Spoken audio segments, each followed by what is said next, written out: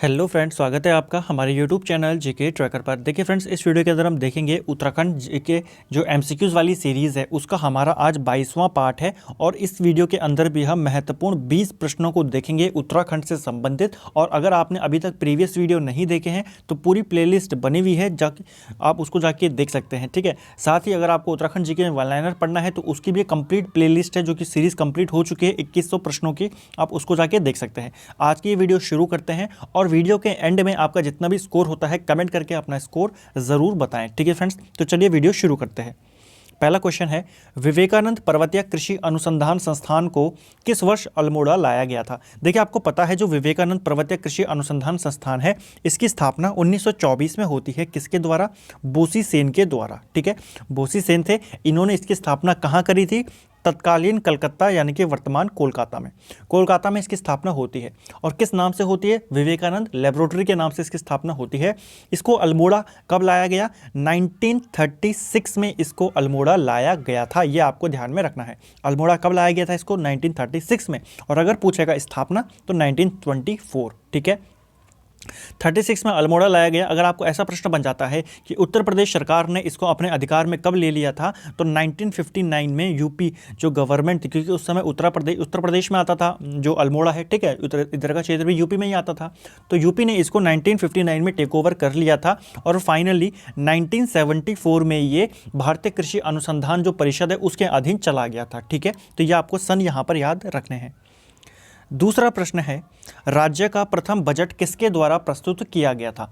देखिए, राज्य का यानी कि उत्तराखंड का जो पहला बजट था वो किसके द्वारा प्रस्तुत किया गया था? रमेश पोखरियाल निशंक के द्वारा उत्तराखंड का पहला बजट जो था वो पेश किया गया था। ठीक है फ्रेंड्स, ये आपको ध्यान में रखना है। प्रसिद्ध हिडिंबा पर्वत किस जनपद में स्थित है? तो जो प्रसिद्ध हिडिंबा पर्वत है ये कहाँ आता है ये आपको बताना है। देखिए, हिडिंबा पर्वत की लोकेशन है नैनीताल में। और अगर आपको पूछता हिडिंबा मंदिर कहाँ आएगा, तो हिडिंबा मंदिर आता है चंपावत में। और अगर पूछा जाए हिडिंबा धाम कहाँ आता है तो वो आएगा आपका चमोली के अंदर। ठीक है फ्रेंड्स, ये आपको ध्यान रखना है। अगला है, हमारू कुमाऊं व चाई लीला किसकी रचना है? तो हमारू कुमाऊं या चाई लीला ये रचना है ऑप्शन बी गौरी दत्त पांडे, जिनको गौरदा के नाम से भी उपनाम से भी जाना जाता है। देखिए, इन दोनों के नाम में काफ़ी कन्फ्यूजन हो जाता है कि गिरदा किसका उपनाम है और गौरदा किसका उपनाम है। ठीक है, तो गौरी से गौरदा आपको याद रखना है और गिरी से गिरदा आपको याद रखना है। ठीक है फ्रेंड्स। अगला है, उत्तराखंड सरकार द्वारा स्वराज भ्रष्टाचार उन्मूलन जन सेवा विभाग की स्थापना कब की गई थी? देखिए, उत्तराखंड सरकार ने एक नया विभाग बनाया था, किस नाम से? स्वराज भ्रष्टाचार उन्मूलन जन सेवा विभाग। इसकी स्थापना कब की गई थी? 2011 में उत्तराखंड सरकार ने इसको बनाया था। ठीक है फ्रेंड्स। छठा प्रश्न है, गंगोत्री और यमुनोत्री पहुंचने वाला प्रथम यूरोपीय कौन था? देखिए, गंगोत्री और यमुनोत्री पहुंचने वाला जो पहला यूरोपियन था वो था जे.वी. फ्रेजर, ये था। ठीक है फ्रेंड्स, ये भी आपको ध्यान में रखना है। अगला है, टिहरी का भारत में विलय कर उसे उत्तर प्रदेश के कौन सा जिला बनाया गया था? आपको पता है टिहरी को भारत में कब मिलाया गया था? 1 अगस्त 1949 को। ठीक है, टिहरी को भारत में मिला दिया गया था और इसे यूपी का 50वां जिला बनाया गया था। ठीक है, कौन से नंबर का जिला बनाया गया था? इसे 50वां जिला। लेकिन जब बाद में उत्तराखंड का गठन हुआ फिर इसको उत्तराखंड में शामिल कर दिया गया। ठीक है फ्रेंड्स। अगला है, चंद शासन काल में राज्य सेवकों के लिए लिया जाने वाला कर क्या कहलाता था? यानी कि जो राज्य सेवक होते थे या जो आप बोल सकते हैं कि जो राजमहल में नौकरी करते थे, नौकर होते थे जो, उनके लिए कौन सा कर लिया जाता था? तो सही जवाब है संयुक्त कर। संयुक्त कर जो था ये चंद काल में प्रचलन में था और ये जो राज्य सेवक होते थे उनके लिए लिया जाता था। ठीक है, जैसे बात आई कमीनचारी कर की, तो कमीन आपको पता है कमीन अधिकारी कौन होता था चंद काल में? वो होता था जो किसानों से लगान की वसूली करता था। तो उनके लिए जो कर लिया जाता था उसी को बोला जाता था कमीनचारी कर। इसको सयानचारी कर भी बोला जाता है, क्योंकि कई बार सयाना जो था वो भी जो लगान था वसूल करता था किसानों से। ठीक है, दूसरा है मांगा कर। मांगा कर बहुत बार आ चुका है, आपको पता है, इसके बारे में नाम से पता चल रहा है। मांगा कर जब युद्ध चल रहा हो, राज्य में आपातकाल हो, मतलब कि इमरजेंसी की स्थिति हो, उस समय राज्य की जनता से मांगा कर मांगा जाता था। ठीक है, यानी कि युद्ध के समय। तीसरा आता है रौल्य कर। रौल्य क्या होता था? देखिए, जब राज परिवार कोई देवी देवताओं की पूजा कराता है, उसके साथ कोई बलि देता है या भोजन उसके साथ में उसको देना पड़ता है, तो उस सब व्यवस्था के लिए ये कर मांगा जाता था। ठीक है, रौल्य देवल्य कर इसको बोला जाता था। ठीक है फ्रेंड्स, तो देवी देवताओं के नाम पर यह कर मांगा जाता था। ठीक है। सभी करों के बारे में हम पढ़ेंगे, एक अलग से वीडियो में लेकर आऊँगा जिसके अंदर हम सभी महत्वपूर्ण कर जो है, चाहे वो गोरखों के हों, चाहे वो चंदकाल के हों, चाहे पवार काल के हों, सभी करों को हम पढ़ेंगे। ठीक है फ्रेंड्स। अगला है, गोरखाओं ने कुमाऊं में किसे अपना प्रथम सूबा या सूबेदार नियुक्त किया था? तो गोरखाओं ने अपना पहला सूबेदार किसको नियुक्त किया था? सूबा जोगामल को उन्होंने अपना प्रथम सूबेदार नियुक्त किया था कुमाऊं के अंदर। ठीक है फ्रेंड्स। अगला है, कक्का जी कहीन, मुंगेरी लाल के हसीन सपने आदि किसकी रचनाएं हैं? तो ये किसकी रचनाएं हैं? ये रचनाएं हैं जो मनोहर श्याम जोशी हैं, इनकी ये रचनाएं हैं, ये आपको ध्यान में रखना है। इनकी काफ़ी रचनाएं पूछी जाती हैं, जैसे जो हम लोग है, हम लोग एक टीवी धारावाहिक है, ये भी इन्हीं की है। ठीक है, इन्हीं की रचना है। ठीक है, और साथ ही बुनियाद हो गया, ठीक है, और हमराही हो गया, हेराम हो गया, अप्पू राजा हो गया, ये काफ़ी सारी जो रचनाएं हैं वो इनकी हैं। ठीक है, हम लोग काफ़ी प्रसिद्ध है, ये आपको सन भी याद रखना है, ये 1983 में ये टेलीविज़न पर आया था। ठीक है फ्रेंड्स। अगर हम मनोहर श्याम जोशी की बात करें इनके जन्म की, तो इनका जन्म होता है 1933 में। ठीक है, कहीं कहीं पर आपको 1935 भी मिलेगा। ठीक है, तो आप दोनों सन को याद रखिए, दोनों में से जो ऑप्शन में आप उसको टिक करिएगा, दोनों ऑप्शन में नहीं आएंगे। इनका जन्म होता कहाँ है? इनका जन्म होता है अजमेर में। ठीक है फ्रेंड्स, अजमेर राजस्थान में इनका जन्म होता है, लेकिन मूलतः ये कहाँ के थे?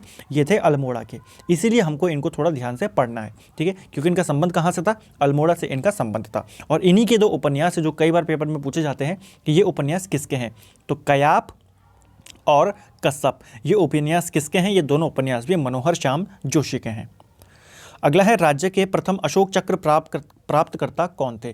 तो राज्य के पहले अशोक चक्र प्राप्तकर्ता कौन थे? उनका नाम है यहाँ पर भवानी दत्त जोशी। ऑप्शन डी इसका राइट आंसर है 11वें प्रश्न का। ठीक है, भवानी दत्त जोशी उत्तराखंड के राज्य के पहले अशोक चक्र प्राप्त करता थे। ठीक है फ्रेंड्स। अगला है, उत्तराखंड की सबसे प्राचीन जाति कौन सी है? सबसे प्राचीन जाति पूछ रहा है, तो उत्तराखंड की सबसे प्राचीन जाति है वो है भोटिया जाति। ठीक है, तो उत्तराखंड की सबसे प्राचीन जाति भोटिया है। और अगर आपको पूछा जाता है सबसे प्राचीन जनजाति कौन सी है, तो वो हो जाती है कोल। ठीक है।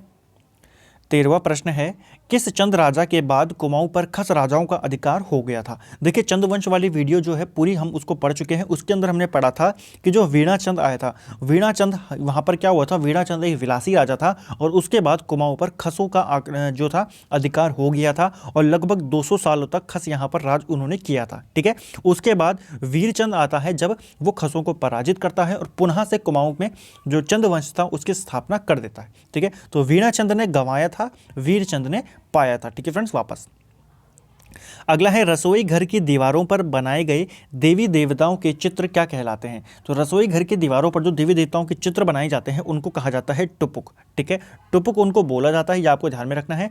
और या फिर नाथ, नाथ या फिर टुपुक, ये आपको ध्यान में रखना है। ठीक है, अब बात करें एपण की। एपण यानी कि आप बोल सकते हैं कि जैसे कोई जैसे बोल सकते हैं कि कभी कोई त्यौहार होता है तो उसके टाइम पर हम क्या करते हैं, अपनी देहरी पर जो अपनी दहलीज होती है वहाँ पर उसको रंग देते हैं। ठीक है, नीचे जाएंगे, शॉर्ट में अगर बोले सिंपल भाषा में रंगोली या फिर अल्पना इसको बोला जाता है। आंगन को लीप देते हैं वहाँ पर। थापा की बात करें तो थापा क्या होता है? मांगलिक अवसरों पर हम क्या करते हैं, जो पिसे हुए चावल के चित्र बनाए जाते हैं पिसी चावल से, उनको हम थापा बोलते हैं। तीसरा आता है मवाली। मवाली इसका मतलब जो प्रवेश द्वार होते हैं हमारे, उन पे हम इनको चिपका देते हैं, यानी कि जो चित्र होते हैं, रंगीन चित्र होते हैं, उनको हम अपने प्रवेश द्वारों पर चिपका देते हैं, उनको मवाली बोला जाता है। ठीक है, तो यहाँ पर पूछा था रसोई घर में देवी देवताओं के चित्रों को क्या बोला जाता है? जो हम बनाते हैं उस प्रोसेस को या उस प्रथा को क्या बोला जाता है? उसको बोला जाता है टुपुक या फिर थापा। ठीक है, जैसे रंगोली बनाते हैं दहलीज में तो उसको क्या बोला जाता है? एपण बोला जाता है। वैसे ही जो अंदर हम बनाते हैं दीवारों पे उसको टुपुक या नाथ बोला जाता है। ठीक है, टुपुक या नाथ। अगला है, निम्न में से कौन सा गीत गढ़वाल के रवाई जौनपुर क्षेत्र में अधिक प्रचलित है? तो इनमें से कौन सा गीत है जो गढ़वाल के जो रवाई और जौनपुर क्षेत्र है उनमें प्रचलन में है? तो कौन सा है? वो है छौपती गीत। ठीक है, छौपती गीत कैसा है? देखिए, ये एक श्रृंगार प्रधान गीत है। ठीक है, और प्रिय मिलन की याद में इसको गाया जाता है समूह के अंदर। ठीक है, ये आपको ध्यान में रखना है। अगर बात करें हम झुमेलो गीत की, तो झुमेलो गीत कैसा है? ये नारी हृदय की वेदना वाला गीत है जो आपको बताता है नारी हृदय के बारे में। तो कई बार पेपर में बनता है कि कौन सा गीत नारी हृदय की वेदना को दर्शाता है, वो है झुमेलो। ठीक है, फिर आता है छपेली। छपेली किस प्रकार का गीत है? तो मेले में इसको गाया जाता है। ठीक है, मेले के अंदर हुड़का बजाते हुए इसको गाया जाता है। और बघनौल की बात करें तो ये कुमाऊं का गीत है और कुमाऊं का मेले में इसको गाया जाता है हुड़के के साथ, हुड़के और नगाड़ों के साथ इसको बोला जाता है। ठीक है, भगनौल मेले में, कुमाऊं में। हरीश भाकुनी का संबंध किस खेल से है? तो हरीश भाकुनी जो है इनका संबंध है हॉकी से। ठीक है फ्रेंड्स, ये आपको ध्यान में रखना है। और हरीश भाकुनी ये किस जिले से आते हैं? इनका संबंध है अल्मोड़ा जिले से ये आते हैं। ठीक है, हॉकी के कुछ महत्वपूर्ण और प्लेयर्स हैं, जैसे हरदयाल सिंह हैं, ये भी हॉकी से हैं, ये देहरादून से आते हैं। सैयद अली ये भी हॉकी के हैं, नैनीताल से आते हैं।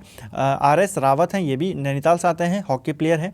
ललित शाह हॉकी प्लेयर हैं, नैनीताल से आते हैं। और शांत भूपाल सिंह नेगी ये अल्मोड़ा से आते हैं, ये भी हॉकी प्लेयर हैं। तो आपको हॉकी इतने सारे खिलाड़ी हैं, आपको इनके नाम याद रखने हैं, कई बार पेपर में पूछे जाते हैं। ठीक है, जैसे यहाँ पर हरीश भाकुनी पूछा गया, तो सही आंसर है हॉकी। अगला है मसूरी नगर पालिका द्वारा वाहनों पर इको टैक्स कब लगाया गया था? देखिए, मसूरी नगर पालिका पहली नगर पालिका जिसने इको टैक्स लगाया था, और कब लगाया था? 21 सितंबर 2009 को मसूरी नगर पालिका ने वाहनों पर इको टैक्स लगा दिया था। ठीक है, अगला है कुमाऊं में जजिया कर लगाने वाला चंद शासक कौन था? देखिए, बहुत ही महत्वपूर्ण प्रश्न है। ठीक है, बाज बहादुर चंद वो चंद राजा था जिसने अपने यहाँ कुमाऊं के अंदर क्या करा था? जजिया कर लगाया था, क्योंकि ये अपने दरबार को किसके समकक्ष बनाना चाहता था? औरंगजेब के, क्योंकि ये उसी के समकालीन था। क्योंकि आपको पता है इसको बहादुर की उपाधि किसने दी थी? शाहजहां ने दी थी। ठीक है, तो शाहजहां के बाद राजा कौन बनता है? औरंगजेब बनता है। और ये फिर औरंगजेब को खुश करने के लिए क्या करता है? अपने यहाँ जजिया कर लगा देता है, नमक कर लगा देता है, कई सारे कर ये लगा देता है। ठीक है, तो बाज बहादुर चंद ने कुमाऊं में जजिया कर, या आपको ऐसा पूछेगा उत्तराखंड के अंदर, गढ़वाल या कुमाऊं दोनों में, उत्तराखंड के अंदर जजिया कर लगाने वाला पहला शासक कौन था? तो वो भी बाज बहादुर चंद था। अगला है 12 आना बीसी भू व्यवस्था किसने लागू की थी?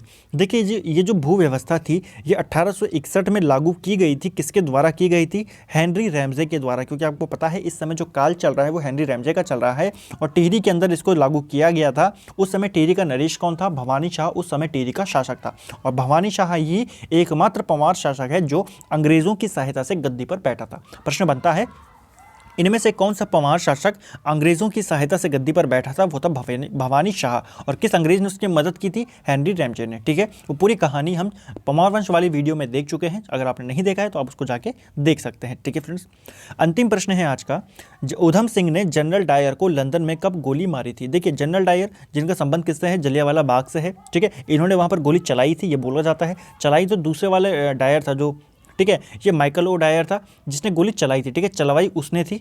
ठीक है, जो दूसरा डायर था, और इसने चलाई थी गोली वहाँ पर। ठीक है, तो इसकी हत्या करी थी उधम सिंह ने लंदन में जाकर, उनके घर पे जाकर इसकी हत्या करी थी इन्होंने। ठीक है, तो ये हत्या उन्होंने कब करी थी? 13 मार्च 1940 को इन्होंने लंदन में, ये किसी हॉल में बैठे हुए थे और वहाँ जाकर इन्होंने इसको गोली मार दी थी। ठीक है फ्रेंड्स, ये आपको तारीख के साथ याद रखना है। 13 मार्च 1940 को इन्होंने इसकी हत्या कर दी थी, लेकिन एक महीने के बाद ही, लगभग एक महीने के बाद ही इनको फांसी दे दी जाती है। ठीक है फ्रेंड्स, तो ये थे हमारे उत्तराखंड सामान्य, जो उत्तराखंड MCQ से जीके वाली सीरीज़ का, उसका हमारा आज 22वां पार्ट था। उम्मीद है आपको क्वेश्चंस अच्छे लगे होंगे। ठीक है फ्रेंड्स, वीडियो अच्छा लगा है तो वीडियो को लाइक ज़रूर करें, शेयर ज़रूर करें, चैनल को सब्सक्राइब नहीं किया है तो सब्सक्राइब करें, और बेल आइकन को ज़रूर प्रेस करें ताकि आपको जो भी वीडियो अपलोड होती है उसका नोटिफिकेशन ज़रूर जाए। और साथ ही अगर आप अच्छे और प्रिपरेशन करना चाहते हैं तो आप उत्तराखंड की सारी वीडियोज़ वहाँ पर जाके देख सकते हैं। साथ ही सामान्य अध्ययन अगर आपको पढ़ना है तो सामान्य अध्ययन के भी 55 पार्ट आ चुके हैं, तो आप उनको भी जाके देख सकते हैं।